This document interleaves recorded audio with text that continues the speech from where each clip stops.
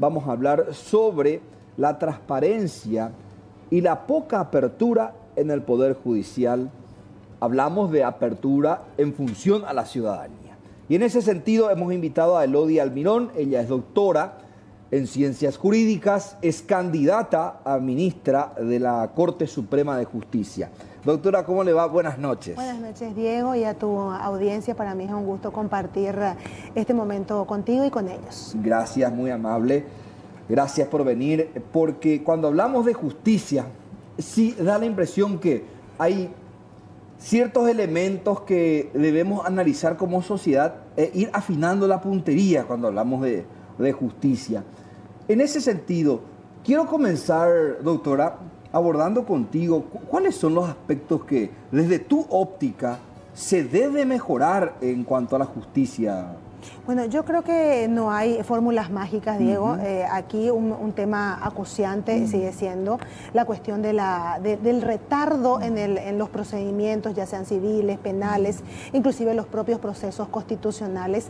Es decir, ese retardo injustificado donde los magistrados de la República, habría que ver los percentiles, no resuelven los casos en el tiempo que le marca la ley, lo que eso conlleva al famoso concepto de la mora judicial, un tema muy tratado con esta cuestión del acceso a la administración de justicia y también los cambios de los ministros de la Corte Suprema de Justicia, porque como yo siempre digo y lo he expuesto en las dos audiencias públicas que hemos tenido ya hasta la fecha, los cambios deben venir de arriba para abajo, es decir, el cambio debe hacerlo el propio ministro en su despacho, en la sala a la que pertenece, en las circunscripciones que se encuentran a su cargo y por supuesto ese devenir debe darse en los tribunales de alzada, primera instancia, en la judicatura de paz. De hecho, el problema debe ser analizado de un modo sistémico, como sistema, definitivamente, porque el Poder Judicial es un sistema. Entonces habría que analizar allí toda la cuestión referente a los recursos humanos, a los recursos materiales, el excesivo recargo de trabajo que tiene un ministro de Corte, porque el ministro de Corte no solamente falla en los casos judiciales, sino que también tiene toda la administración de recursos humanos, de recursos materiales, todo lo que tiene que ver con el nombramiento de defensores, fiscales, magistrados de todas las instancias, lo que es el manejo del registro del automotor, registro público, bueno, y nunca vamos a terminar de enumerar la cantidad de atribuciones y de responsabilidades que tiene la Corte Suprema de Justicia en pleno y por supuesto las responsabilidades personales de cada uno de los ministros. Claro. Una muestra que quiero escuchar también tu análisis, doctora, y tiene que ver, por ejemplo, con los que se encuentran encarcelados y los que tienen condena. Se habla de un poquito más del 20%, sí, así mismo. Y cerca del 80% de gente que está procesada, que está encarcelada, pero que no tienen condena. Eso demuestra justamente eso que ponía énfasis, la mora y otras cuestiones también. Otras cuestiones que hacen al sistema de la administración de la justicia penal. Nosotros tuvimos mucha esperanza con lo que fue la reformulación de nuestro sistema penal, con los cambios del Código Penal, procesal penal, a finales de la década de los 90, con la oralización y el cambio paradigmático de un sistema de proceso inquisitivo a un procedimiento acusatorio, pero lastimosamente eso se ha ido también encasquetando y ha generado también una excesiva mora judicial, donde los juicios orales se han pospuesto en el tiempo y se fijan fechas con muchísima antelación de aquí a un año, de aquí a 8 meses. Y no solamente espera, que hay que pensar en las dos partes del proceso, porque hay que pensar tanto en el supuesto victimario, así como en la víctima de ese hecho punible, porque ambos tienen derecho a la administración de justicia y que se haga justicia en el caso que le ha tocado vivir o le ha tocado sufrir. Porque de una u otra forma la víctima, el sujeto que es víctima de un hecho punible, también espera la respuesta a la administración de justicia, así como también espera la persona que es juzgada dentro de un procedimiento penal. Y es cierto lo que vos decís, lo que exponés, Diego, donde nuestro sistema carcelario lastimosamente está abarrotado de personas con un bajísimo percentil de condenas y muchas veces uno se pone a pensar en el cambio de legislación penal, pero como siempre también lo expongo, no solamente se trata del cambio de legislación, porque por más que tengamos una legislación perfecta, adecuada a los tiempos, con estándares internacionales, si el sujeto que administra justicia no aplica como debe ser o en los tiempos que deben ser, todo va a quedar prácticamente en la nada.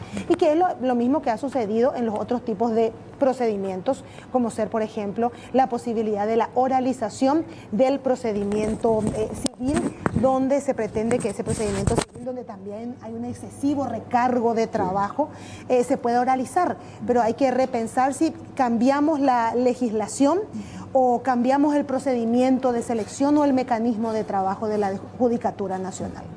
Uno de los aspectos que también se critica mucho, doctora, tiene que ver con la selección y designación de un ministro de corte. Porque siempre el análisis va por el lado, es lo que opina la gente y la óptica que tiene la gente, que finalmente los que llegan por una decisión política, con algún tinte político. ¿Qué pensás de eso? Bueno, nosotros, nosotros como cuerpo de personas que concursamos, estamos muy esperanzados en que el Consejo de la Magistratura siga haciendo el excelente trabajo, y no porque yo haya ingresado en las ternas anteriores, sino que el Consejo de la Magistratura, en las dos ternas que han pasado y que fueron seleccionados, el ministro Ramírez Candi y el ministro actualmente Jiménez, el proceso fue absolutamente transparente, fue un proceso participativo.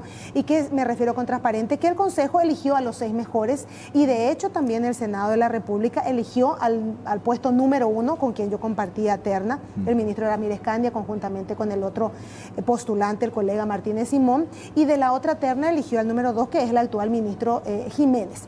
Entonces nosotros estamos esperanzados de que el Consejo elija dentro de su poder discrecional, porque tampoco está obligado, pero para eso se hace un reglamento absolutamente transparente, donde todos los postulantes hemos conocido las reglas de juego, los puntajes asignados a la parte académica, a la parte de docencia, de redacción de artículos científicos en revistas indexadas, de obras jurídicas, del ejercicio de la profesión, magistratura, es decir, todos conformes con el reglamento, y cada uno de nosotros ocupa el puesto el puesto conforme el puntaje obtenido. Claro. Entonces el Consejo de la Magistratura tiene, creo yo, un poder discrecional de elegir entre los 10 mejores. Doy un ejemplo cualesquiera, y no elegir a una persona que está muy atrás en el puntaje y que no ha hecho el mérito académico suficiente.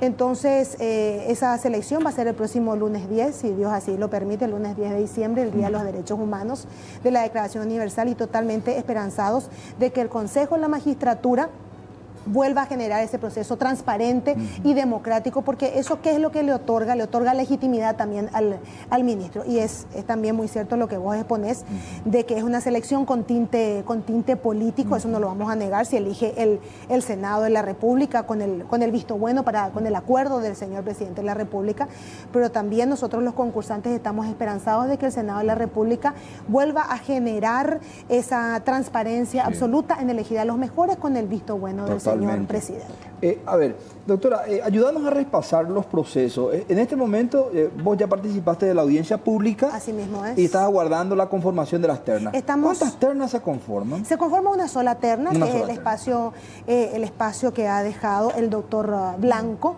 con el proceso político que vivimos hace poco tiempo, y que él, de hecho, estaba cumpliendo 75 años ahora el 10 de diciembre, que era la fecha de dejar el cargo por su edad. Y hemos pasado 2 ternas ya, esta es una sola, y estamos 37 postulantes. De esos 37 postulantes hay 3 mujeres dentro del listado, y dentro de los 10 primeros yo soy la única mujer.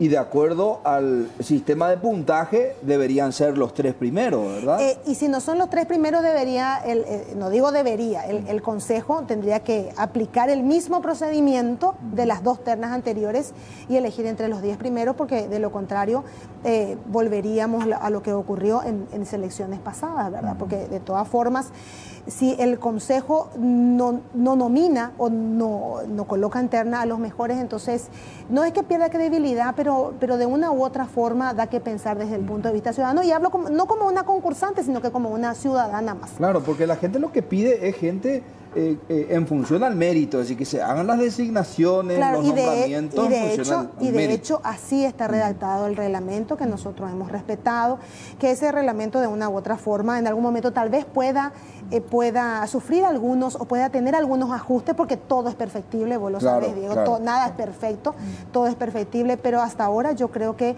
es el mejor reglamento que ha presentado el Consejo de la Magistratura para el acceso a un cargo tremendamente importante importante, porque el ministro de Corte no solamente falla en casos judiciales, como te había dicho, sino que administra la política judicial del Estado paraguayo. Finalmente la conformación de la terna es el lunes, se da a conocer el lunes. Eso es lo que estoy siguiendo por los medios de prensa, el lunes 10. Yo creo que luego eso van a remitir al Senado de la República, que no sé si va a tener ya el tiempo suficiente, porque ellos tienen su receso del Congreso el 20 de diciembre y ya estaría pasando tal vez para la selección final para principios de marzo del año 2019. En función a tu experiencia como profesional, en el caso que te designen como ministra de la Corte, ¿qué cambiarías en la justicia paraguaya desde tu cargo? Desde mi cargo, lo primero que yo haría es una justicia de puertas abiertas, una justicia humanizada, donde la ciudadanía pueda saber qué está haciendo el ministro a la fecha, porque muchas veces uno ni sabe qué está haciendo el ministro, qué tipo de tareas realiza, y sobre todo, mi primer trabajo, o sea, mi primera preocupación es la reducción de la mora en el despacho que me va a tocar, o que en el despacho que en algún momento yo pueda estar a cargo, y sobre todo estar muy de cerca con la magistratura, porque muchas veces nosotros los jueces inferiores, me refiero a los jueces inferiores de segunda y primera instancia, pues yo estoy en una segunda instancia a la fecha, nos encontramos muy solos, no al momento de fallar, porque de hecho la vida de un juez es muy sola, sino que en un acompañamiento por parte de la Corte Suprema de Justicia del trabajo que realiza el juez, del trabajo diario que realiza el juez, a los efectos de la reducción de esa mora judicial, porque es un trabajo en conjunto. ¿Qué significa un trabajo en conjunto? Un trabajo sistematizado para que se pueda ofrecer a la ciudadanía, porque de hecho es un servicio público el que nosotros ofrecemos. Totalmente. Y que sea un servicio público eficiente y eficaz. Y sobre todo, Diego, una situación preocupante a la fecha, la recuperación de la credibilidad en la institucionalidad del Poder Judicial. Sí. Hoy, por ejemplo, leemos uno de los títulos en las páginas digitales de los medios: imputan y apartan de su cargo a fiscala por supuesto soborno.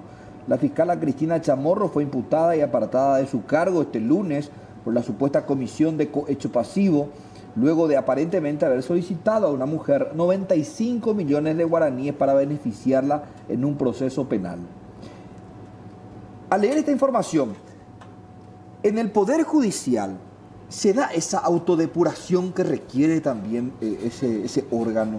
Debería darse porque nosotros, yo no estoy en la máxima instancia, digo que debería darse porque la Corte Suprema de Justicia, en este caso estamos hablando del Ministerio Público, pero lo mismo analizando el ejemplo, en el órgano jurisdiccional nosotros tenemos varios sistemas de control, que es un sistema de reacción rápida ante denuncias presentadas ante el Consejo de Superintendencia, la Superintendencia de los Tribunales. Tenemos dos ejes allí donde la superintendencia, que es lo que controla el cumplimiento de plazos, y la otra controla posibles denuncias contra los magistrados judiciales.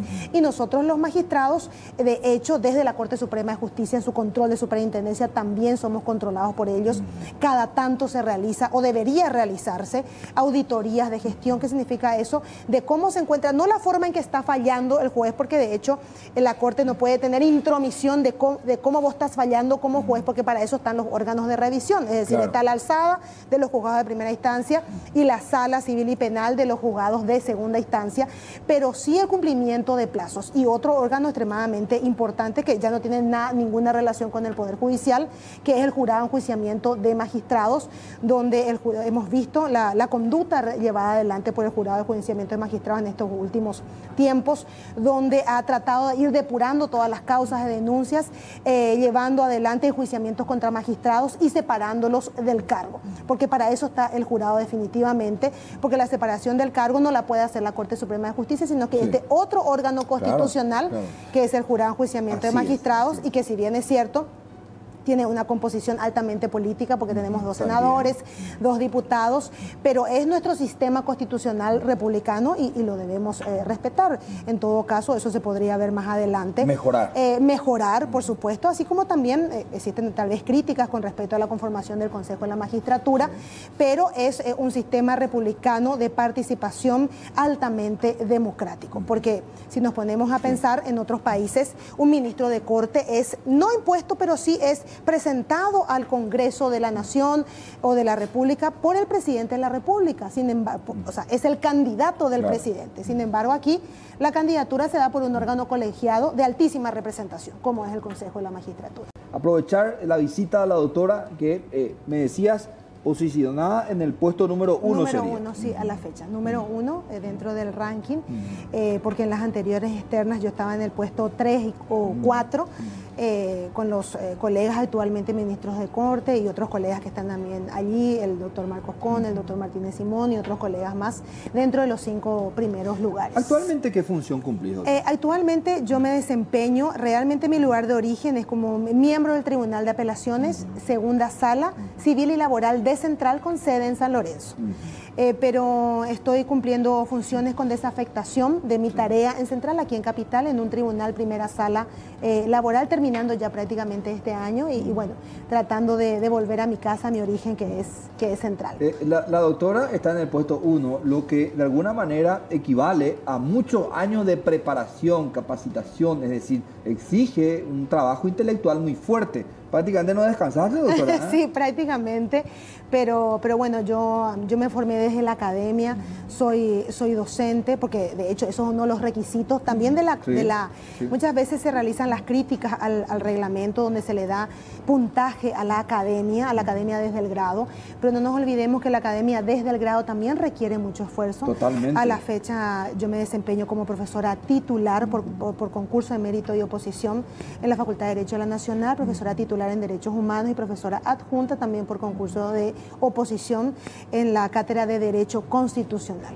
Y no nos olvidemos que hemos tenido excelentes ministros que han venido desde la academia, como ser, por ejemplo, el extinto ya, el doctor Elixeno Ayala, que formó parte de esta primera corte de 9 ministros de Corte Suprema de Justicia, con la Constitución del 92, por supuesto. Entonces, uno tiene varias aristas, o ejercer solamente la profesión, o haber sido solo magistrado, que son los 2 ejemplos que tenemos a la fecha. El doctor Jiménez, que siempre ha ejercido la profesión, y después también un magistrado de muchos años de oficio y de trabajo, como ser el doctor Ramírez Candia. Mucho se habló en los últimos años, porque ya se hicieron muchos cambios en la Corte, es decir, ya en ocasiones, años atrás, me refiero a otros gobiernos, se buscó la manera, finalmente se cambió 6 ministros, y siempre se sostiene la siguiente teoría: no hay que cambiar 6 por media docena. ¿Crees que esa lógica, esa teoría, se puede romper, doctora? Es decir, ¿vos confías que esta vez se va a elegir a través de la meritocracia realmente? Y yo tenemos 2 ejemplos. Se han elegido a través de la meritocracia, los 2 que están sentados ahora, y yo tengo la firme convicción y la fe puesta de que así va a seguir haciendo el Consejo de la Magistratura, porque dentro de los 10 están los que tienen los méritos académicos, y no nos olvidemos también, Diego, que hemos pasado por una audiencia pública. Claro. Esa audiencia pública también tiene un percentil del 30%, donde hemos sido evaluados de acuerdo a las propuestas que tenemos para la mejora dentro de la Administración de Justicia, y también sobre ciertas y determinadas cuestiones, como ser el tema, la posición que uno tiene con respecto a la familia, con respecto al derecho a la vida, al tema de la reelección, la inamovilidad, o sea, una serie de temas que el Consejo de la Magistratura estaba interesado en saber la posición del candidato o candidata a Corte Suprema de Justicia. Porque no nos olvidemos que a la Corte Suprema de Justicia llegan los grandes temas nacionales, es decir, no solamente los grandes temas políticos que interesan a la vida institucional de la República, sino que también temas que hacen a la cotidianidad del justiciable. Entonces allí, de la gente, de sus pesares, tenemos ahí justamente la sala donde yo estoy, a la cual estoy postulando, es la sala penal, pero en esa sala penal muchas veces nos olvidamos de mencionar que no es solo lo penal, que tiene una altísima importancia, sino que también esa sala penal es la que analiza todos los casos contra el Estado, porque en grado de apelación a la sala penal llega todo lo que proviene del Tribunal Contencioso Administrativo, es decir, toda la aplicabilidad del derecho público, todas las demandas contra el Estado son las que analiza el Tribunal Contencioso, y en grado de apelación la sala penal. Y otro tema importantísimo y que tiene que ver con el ejercicio de la libertad es que esa sala penal, en instancia única u original, trata los habeas corpus. Tenemos mensajes del WhatsApp, vamos a leer. y al mismo tiempo responder si está al alcance de la doctora Almirón. A ver, la pregunta para la futura ministra es la siguiente. Si el juzgado de la niñez y la adolescencia a cargo de la jueza Cardoso puede hacerse cargo de un expediente del año 2012, recorriendo los juzgados de Lambaré, San Lorenzo, y por lógica, ese expediente va a vencer, es un expediente de daño y perjuicio, envía escrito con amenaza de que hay que agregarle al abogado doble pérdida para dueña, pierde la propiedad y tiene que pagar a un abogado. Si eso es legal, o puedo recurrir a otra instancia. Encarezco resultado, pagarle. Sí. Lo que sucede es que la magistratura, sí, cuando tiene causales de excusación, debe apartarse de los expedientes, y el justiciable también tiene el derecho, tiene la potestad, la facultad de recusar. Pero eso hay que analizarlo. Si yo supongo que lo que se refiere al caso es una posible caducidad del expediente. Claro. El expediente puede caducar, pero allí también hay que ver la actitud del abogado. Me refiero a los urgimientos que debe presentar, porque muchas veces, y yo te digo porque ejercí la profesión como un tiempo, 4 años estuve como directora jurídica de aduanas, y el justiciable, a través del profesional de derecho, eso no le quita responsabilidad de ninguna manera al magistrado, debe seguir los pasos de su expediente y urgir convenientemente que esos escritos se provean en tiempo y forma, y muchas veces los expedientes se dilatan con la conformación o la integración de los tribunales de apelación, que son 3 sujetos, o de la propia Corte Suprema de Justicia. Y allí hay un punto que agregar, Diego, muy importante, que es necesaria la modificación de nuestro Código Procesal Civil para que de una buena vez en nuestra historia procesal se deje sin efecto la recusación sin expresión de causa, que las otras competencias ya la han prohibido. Me refiero a la competencia penal, la laboral, la de niñez y la propia competencia constitucional de la Corte Suprema de Justicia en su sala constitucional, y las otras 2 salas, la sala civil y la sala penal, justamente para evitar este tipo de situaciones. Claro. Yo no sé si realmente eso ocurre en la realidad procesal de este expediente, pero podría ser una causa. Puede ser. Hola, ¿y los funcionarios de 30 años que colaboran con la corrupción y seguirán? No puede haber transparencia si los jueces y funcionarios corruptos siguen, inclusive a la señora Elodia la perjudicarán, dice. Bueno, el tema de la corrupción es un tema acuciante. Sí. La corrupción está muy ligada a la impunidad, y uno tiene que ser muy certero con eso. Yo siempre en todas mis alocuciones, y también donde he tenido la oportunidad de desempeñarme como funcionaria pública, cero impunidad. Cero impunidad, porque de una u otra forma uno contribuye, o sea, mirando para otro lado, uno contribuye con la corrupción, y el funcionario que no cumple con su tarea, o que genera, como en el caso posible, porque esto es una suposición, tiene que pasar por un procedimiento, un proceso abierto, un proceso, tiene derecho a la defensa, sí, etcétera, etcétera, a la presunción de inocencia, debe ser castigado, así nada más, no importa de quién se trate. Es lo mismo que pasa cuando uno falla en los casos judiciales, y ahí está la alegoría de la administración de justicia con las vendas tapadas, los ojos con una venda tapada que tapa los mismos. Es administrar justicia, no importa ante quién uno esté. Entonces uno siempre dice que esa administración de justicia debe ser totalmente escéptica, y ascética de cualquier poder exógeno que la pueda contaminar. Perfecto.